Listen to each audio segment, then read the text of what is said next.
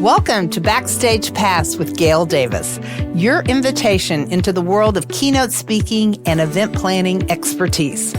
Join us as we pull back the curtain and dive into exclusive interviews with speaking industry experts. From seasoned speakers to master event planners, we're here to provide you with the ultimate backstage experience. Get ready to unlock valuable insights, tips, and strategies that will elevate your events and leave your audience inspired. Welcome to Backstage Pass. I am your host, Gail Davis, and today's guest is Sanei, who is a Futures Strategist, 5-time best-selling author, and an expert on human psychology, neuroscience, and business strategy. More importantly, he focuses on how the combination of these topics impacts our collective futures. To add to John's impressive resume, he is also an associate partner at Copenhagen Institute for Future Studies in Denmark and a global expert at Singularity University, as well as Duke Corporate Education. John, I am so excited you're here. Welcome. Thank you so much. Always wonderful to be chatting to you, Gail. Oh, man, there is so much to dive into, but I thought it would be fun if we started with how we started working together. I think you tell the story really great. I know from my perspective, I had heard your name and then I was wowed by you on a large stage in Cape Town. But what was going on your end? I want to hear that story. I want our listeners to hear that story. Yeah, sure. That's such a great story. I think it was initially a lady from Gartner had come across to Equinix and had seen me at Gartner and had requested you guys reach out to me. So we just started engage with you, and we really didn't know who GDA was. I mean, our plans were to get to America, but we didn't know how. And when you reached out once or twice, and it didn't work out for whatever reason, and we just kind of like said hi, and that was it. And then I had a session with an NLP specialist that I was working with to fine-tune my work, the way I speak and the way we write emails. And one of the things she brought up in the session was, why don't you create a contract with the client you want to be working with, the city you want to be working with, and the amount you want to be earning? And I asked my PA back then, said, look, choose any client, but make it in Vegas and make it for a tech company. And back then, tech, I didn't really know all the tech companies. So I just said, make it IBM. I didn't know. I was just going off the cuff. And I said, choose anybody in the States somewhere that we can work with. And she haphazardly, by some freaky chance, chose GDA speakers and Vegas, and the fee was, I don't know, $50,000 or whatever it was. And I put that piece of paper up next to my desk and quite literally forgot about it, to be honest. You know, you put things up in your office and you kind of stop seeing it after a while. And here we are. You are now my fairy godmother, which is what I call you in America. Have done so much for my career already. I'm so grateful to be working with you. And then, you know, we also met each other in Cape Town and you saw it all in stage, and it was a solidification of the relationship for us to work together. So synchronicity and magic. I love it. I love it.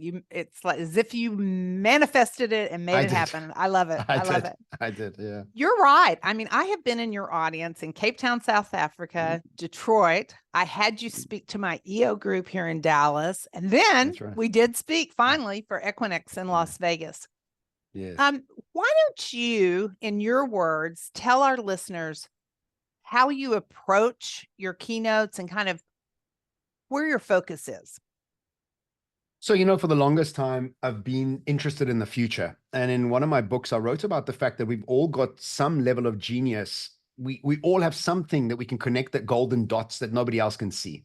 And mine has always been the future. I don't know why, but, you know, from a very early age, I had this inclination to be an early adopter for products and brands and all sorts of different things.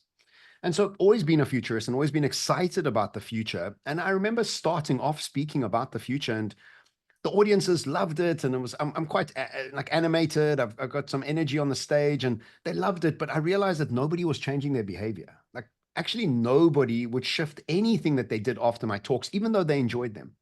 And after a few years of doing that, I realized that I needed to bring in more psychology into my talks, and realized that many people were suffering from the inability to change because of some psychological blocks, some triggers, some emotional deficiencies, wherever it was. And I started to bring psychology into my work, and it again was really received well, in fact, even better because there was a new angle attached to it. But then a few years ago, I realized that psychology wasn't cutting it. And what I had to then start to research was neuroscience, because we know what we should be doing. Many of us just don't do it. And we don't know why. We almost addicted to a way of thinking and a way of acting and behaving, even though sometimes we know it's not good for us. And the only thing that I've started to realize is that neuroscience becomes the opportunity for us to understand how the brain works and how to adjust the brain to give it adaptability. So we have this opportunity to be more optimistic about the future. So the way I now work with my keynotes is I try and find the latest research and try and make it as practical as possible, simplify it as much as I can around the process of adaptability and neuroscience and how your brain works. And then also try and simplify artificial intelligence as much as possible and technology. I think what happens is, and there's a great quote that says, complexity is the enemy of execution. And what most people are suffering from is an inability to execute because of the complexity of the subjects. They're so large and so big. So what we do is we ignore them, we delete them, we distort them, we generalize them. We don't engage with them because it's just too complex. So really what I want to do in my keynotes more than anything else is simplify human evolution through brain and neuroscience research, plus simplification of artificial intelligence to understand how you can apply it in your organization so you can actually implement rather than back away from it. I remember that I loved the presentation in Cape Town, and there were probably about 5 people from our Dallas chapter who were in the audience. And then you came to Dallas, and we were all like, this was a totally different presentation. It was so current. I find that amazing. How do you stay up to date and make sure that the presentations are always the latest and the greatest? Because there's so many changes taking place. Yeah, thank you so much for that. My favorite pastime is listening to the work that I research. It's not a task for me. And when I'm walking on a promenade, which I'm trying to do as often as possible, wherever I'm in a city next to water, I love it so much. I'm always listening to a podcast or a YouTube or reading something that's about the topic of my own evolution, because ultimately I want to be more adaptable than anything before I was. And I also want to understand technology to understand how I can use it in my life. So I'm doing it for my own sake. And I get the privilege to be able to really create a container for it because of my keynotes and my books. And, you know, that's the real magic, is that I'm almost forced to simplify it for myself and then into the keynote. So I have this amazing opportunity to uplift myself as well as my audiences. And I'm constantly researching because it's constantly changing, because I'm constantly fascinated with the topic. And I think if you combine those two, you can never stop researching. It's just a continuous process. Well, and you have such a passion for it. And that comes through with all of your talks. You mentioned AI, and you know, everybody's talking about AI, and it's challenging for us as agents when our end client says, hey, we need a speaker on AI. And we're like, that's so broad. Which part? You know, which part? So I know you have a new keynote, AI Frontiers, Navigating Generative AI for Business and Beyond. Why don't you tell us a little bit about your angle on AI? Well, again, I think it very much leads from the last question, is that it's really how to simplify and understand generative AI. You see, we've been in this phase of predictive AI, which is what ChatGPT does for us, right? It predicts what word should come next, or predicts what picture should come next, or how to combine colors, or whatever it may be. It's now moving to generative AI, which means it's not predicting anymore, it's actually creating. And when you start to understand that it's actually creating things of its own accord, you start to realize the level of which it's going to start to impact the world around us. Then what I do is I show that it's actually moving on to something else called regenerative AI, which is when the robots start making robots and they start to educate themselves. And that's the next phase of where we're going. Now, this is incredibly daunting for all of us, because we're being challenged with the very thing that's made us stand out from the rest of the animals in the world, is our intelligence, and, you know, not consciousness, but our intelligence.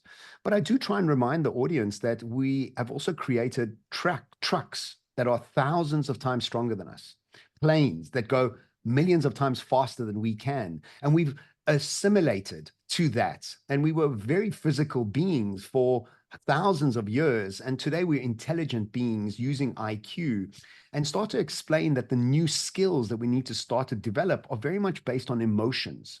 And it's an emotional currency that we're moving towards, where we become used to and trapped into an IQ currency.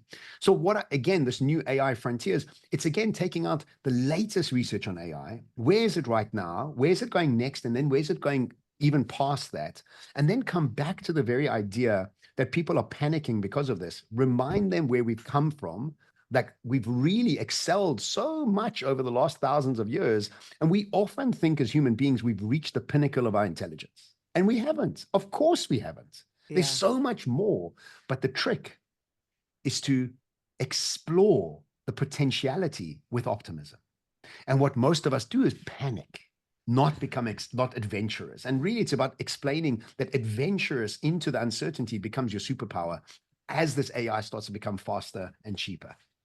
You know, when you were talking, you said it's daunting. And yes. I'm sitting here listening to you talk about these topics. And I feel called to say that you make it so digestible. You make it so understandable. You have a great use of AV, wonderful slides that support what you're talking about. And even if a member of the audience isn't really technical, I think the way you story tell, you know, it makes it understandable. So that's really a gift. Thank you. Yeah, you know, I'm very, very pedantic about my slides. And the brief to my team is every slide must be intelligent. There must be something moving, shifting, and changing on every single slide. And if there isn't, I'm not going to use it. And also what I push back on my digital team is we copy Apple quite clearly. And if you think about my slides and you think about Apple presentations, they're very similar. But people don't really join that. But there's a simplicity to Apple's presentations. And I tell my team, would Apple show this at one of their launches? No. Okay, then take it back and make it look like what Apple would launch a product with. And so that's the brief, always going back to the intelligence of the slide, every single one. It's almost like a performance. You know, your words and your stories are timed to the slides. It's really impressive. Thank you so much. I know that your parents are Persian. I know you grew up in South Africa and you currently live in Dubai. That's right. How does that international background influence your perspective? Yeah, you know, it's always been such a strange thing because there aren't many Iranians in South Africa. Let me tell you, there's like a handful, right? Like, and all the Iranians who fled Iran went to LA and Toronto and all these other amazing places. I often think, I've asked my parents a few times, you chose South Africa? Yeah. Like, you had all these options? Like, what happened? But anyway, I mean, it's been amazing being in South Africa. I've been part of the Nelson Mandela era, which was just incredible for the country, and met him actually twice. And just been such a fantastic experience. And then now moving to Dubai has really allowed me to express my creativity. You know, the best part about living in Dubai, it has no past. And if you think about things that keep countries back, is cultural tradition. And the past, like if you think about America, think about the UK, think about Europe, you know, that this is the way it's always been done. And in Dubai, there's none of that. There's only, this is the way we're going to do it. And so you have this incredible opportunity to express yourself in really bombastic ways, like in just like such massive ways. And this is what Dubai stands for in many things. So I think culturally, I'm so grateful to have been born Iranian. I love so many aspects of the rich history of the culture. I got to experience South Africa as a total, you know, I was always the strangest one in the school, most probably the only Iranian in the school, always, you know. And in fact, in apartheid times, they didn't know if I was white or black.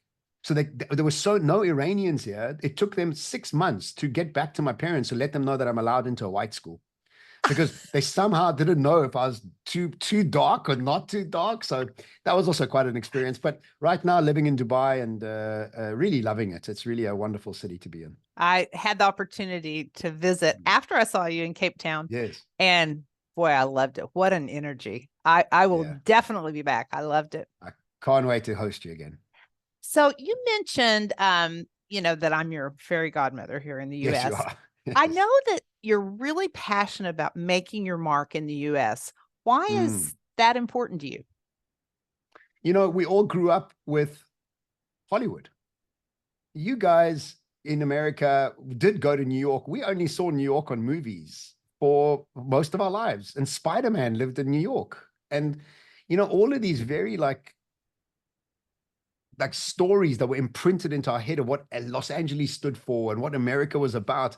You guys live inside that bubble. We watched that bubble from outside of it for decades. And so there's always this idea of eventually getting yourself to America because of, I mean, the country's the largest economy in the world. It's been marketed to us since we were born. And you just want to be part of that energy, you know? And I love the fact that I've now got the opportunity to travel there so often. And I just love the way Americans think and grow and get through challenges. I know you guys are going through a bit of a patch right now with the politics. I mean, there's been an upswing depending which way you think about it, but there has been some sort of positive light that's come out of this.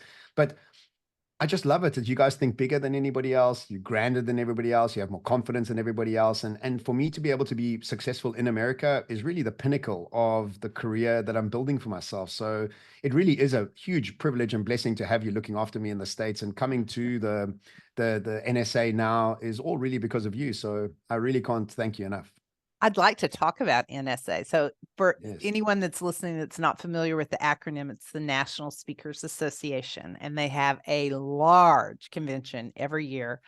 And John has been invited to be the closing keynote speaker. And before we started recording, I think this is so important. I asked you, what talk are you going to give? And you have a completely customized presentation. Can you talk a Yes. little bit about that? Yeah, I mean, I was going to give a generic presentation, and I like, which I'm getting to know you now, and so you said something to me, but you were very like distinct about it. And what you said was, make sure that your talk is directed at the audience. You're not just giving some wishy-washy talk. And after you said that, I was like, wow, she's so right. Actually, I really need to land this. And so it took me a couple of weeks to think about it. And I thought about the fact that, every speaker in the world, in fact, every employee or any career in the world is thinking, what am I going to do in the age of AI? Like, will my job be taken? Will I have to change my skills? There's so many questions, from everything from a teacher to a lawyer to a plumber to a masseuse is kind of up for a question, including speakers in many ways. You're going to have these humanoid robots being launched right now that are going to have access to thousands of IQ points, could most probably look quite human soon. They could also be delivering talks. There's nothing taking away from that. So my talk is really designed around what does it mean to thrive as a speaker in the age of AI? And what I'm trying to get to is the fact that authenticity becomes the most powerful gift for us to share with an audience. The vulnerability that comes from that allows audience members to see aspects of themselves that otherwise would not have seen. But what does it mean to be truly authentic? What do you need to do to truly move into more authenticity and realize that many of our programmings and many of our educational systems make us sound like other people? And the truth is, nobody wants to go to another talk to hear somebody sound like somebody else. And if you don't have a truly unique perspective, you aren't going to thrive. That's quite obvious. So what does it mean to be truly unique and truly authentic? And then I break down the 5 points to move towards truly authenticity, because nothing is better than to watch somebody on stage with a glimmer of madness in their eyes, talking about what makes them excited. It's just so exciting for all of us as humans just to see that. So that's not going anywhere. What is going to become counting more is your authenticity and that glimmer of madness. So that's the point of the love it. I love it. Mm. And I know, John, you speak to Fortune 100 companies, you speak to royalty, all these different audiences. So, and I knew you weren't going to phone it in, by the way. I mean, but I just really wanted to make the point that you were talking to speakers. But how do you customize and tailor your presentations based on who the audience is in a broader picture? I know this is very unique. You probably won't give this speech again. Well, look, yeah, definitely not. You're right, actually. Unless I get invited to another NSA somewhere in the world. No, you know what the thing is I've got really two very good sort of like understandings. One is around business strategy, and one is about human evolution. My talks are always around those two things, is because you want to understand how to strategize yourself better. Like, in what direction is your organization going, your royal family making decisions in, your government making decisions in, what direction are you going? But you also then have to ask yourself, Who am I hiring? With what skills? To what level of creativity do I need for this next level of intelligence that's needed for me to take me where I need to go? So the customization is always under that umbrella. But guess what? Everybody needs to understand this. It doesn't matter the industry. It doesn't matter the stage of your career. Schools can understand it. Executives can understand it. Royal families can understand it, because everybody needs to lens the future with an understanding of simplified AI and an understanding of the capabilities required for the future. It's agnostic to an industry. It's human-centric and strategic-centric. I love that line, human-centric and strategic-centric. Well, that's a soundbite. I like that. Okay, good. Do you have any new projects? I know you've written 5 books. Do you have any new books coming out? What can we look for in the future? Yes. So I've been involved in 11 book projects. I've been a co-author of 6 of them and written 5 myself, 5 of which became bestsellers. And now I'm involved in a book called Expansive Insights for Leaders. And it's a summarization of our podcast that we're on 210 episodes. It's called The Expansive. We were in the top 5% most shared podcasts by Spotify last year. And we won Best Podcast for Entrepreneurs last year. And now we've just been nominated for Podcast of the Year in Africa. And so there's quite a lot happening with the podcast itself. And so what we've decided to do is summarize the podcast into a book and make it a B2B book. And what we mean by that is we don't want to take it to the bookstores. We want to make it a corporate focused book. And so what we're going to do is it's all about leadership and organizational expansion into the future. And we want the CEOs of the organizations to write the foreword, and we can print the cover to be a combination of the podcast as well as the organization itself. So it can be sold out into corporations, helping corporations be more expansive in the future, and then have us come and do keynotes as well. So it's a business book for businesses, not for consumers, really. So it's an angle we're taking now and trying that out. Oh, I love it. That is a very good idea. I'm glad I asked. Thank you. Okay, so our podcast is Backstage Pass. So we like to end by, kind of inquiring about some things behind the scenes, so that the corporate event planners who listen kind of have a little insight. So what's one of the craziest things that's ever happened to you when you were on stage? Wow. Yeah, it happened in the Philippines. It just happened in Manila. I was talking for EO in Manila, and I was doing a sound check at 11 o'clock. So I did 11 a.m. So I did the sound check. I was coming back to meet the president of the EO chapter at 12. The event was starting at 2. Okay. And so lunch was starting and people were arriving. So anyway, so I did the sound check. Everything's great. Leave my computer in the hotel. Everything's working. All good. I come back at 12 o'clock to meet the president, and he says to me, John, is there any chance of you doing your presentation with no slides? I'm like, what? He's like, no, do you mind? Is it okay? Would it be okay? I'm like, why are you asking me that? He's like, we had a power surge in the hotel and your computer doesn't seem to be coming on. So I'm like, what? So I go and check my computer, flat. It's burnt.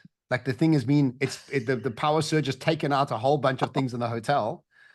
And we've got now, it's 12. People are arriving already for lunch. We got 400 people, 90-minute keynote starting at 2 p.m.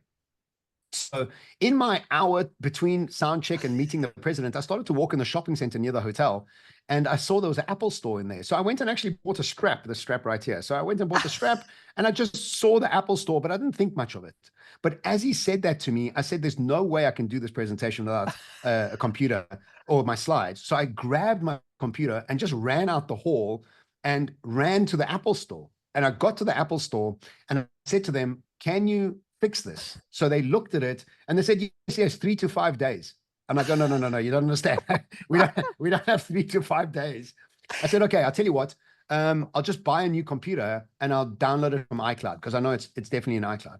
So as I'm starting to buy my computer, so they're giving me the exact same laptop that I'm speaking to you on now. And as I'm about to pay for it, the president runs in. He's like, thank God we found you. We didn't know where you'd run off to. I'm going to buy you this laptop. I said, no, don't worry. He said, no, it's our mistake. We're going to buy you this laptop. So he buys this laptop for me, and I open it up. We start to power it up, and we get onto iCloud. I see my presentation. I start to download. 3 hours. No. I'm like, no. Well, we've only got 90 minutes. Now it's 90 minutes. So now we rush back to the hotel, and now we're trying to find a fast speed network that is able to, now the place is full. It's humming. People are already starting to take seats. We got about 30 minutes to go. And one of the EO ladies is freaking out. She is freaking out. She's like swearing, and she's like, she's crazy. She's irritated with the hotel for doing this. Anyway, she organizes a high-speed dongle from a sister who rushes to the hotel to bring us this high-speed dongle at 1:57 p.m.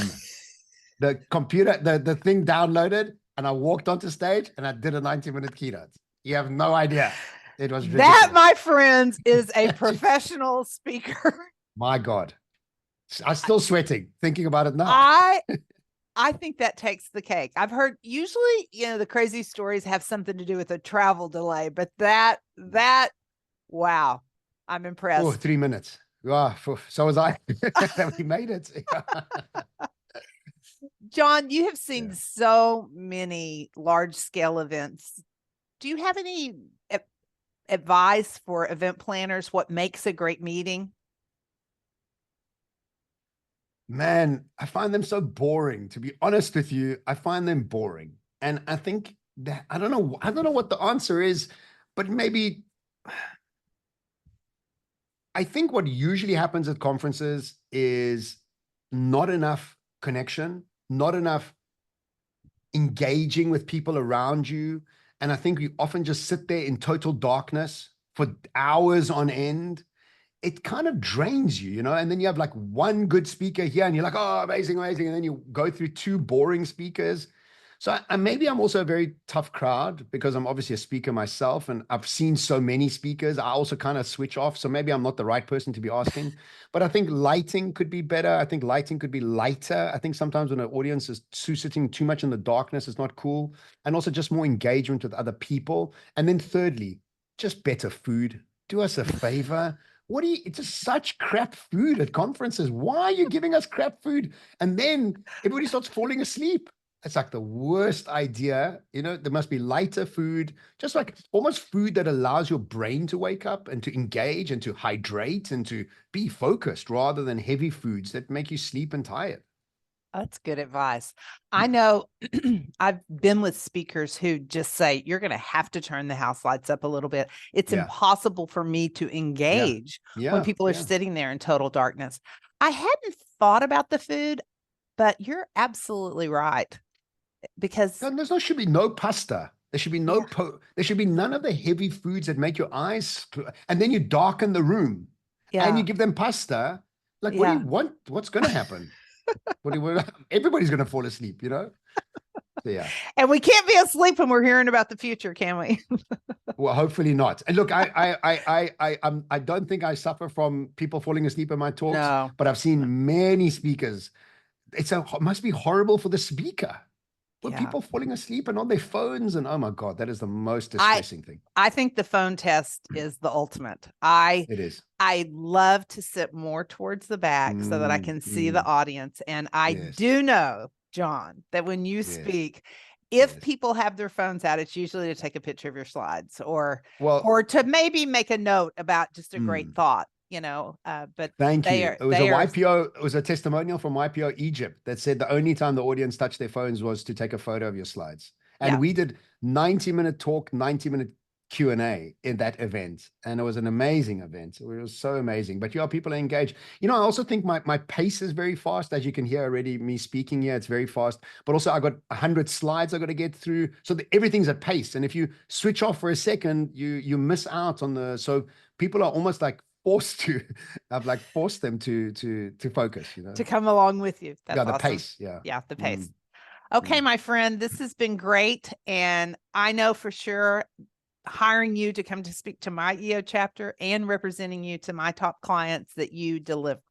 So I look forward to seeing you next week when you deliver your big talk to the National Speakers Association. Thank you so much. And thank you. And I'm excited to be coming to visit the office again. Third time to Dallas. I mean, geez, it's amazing. I know. So looking forward to that. Thank you for joining us on Backstage Pass with Gail Davis. tune in for more exclusive interviews and pro tips to elevate your events. Don't forget to subscribe and share your thoughts with us. We'll catch you next time behind the curtain on Backstage Pass.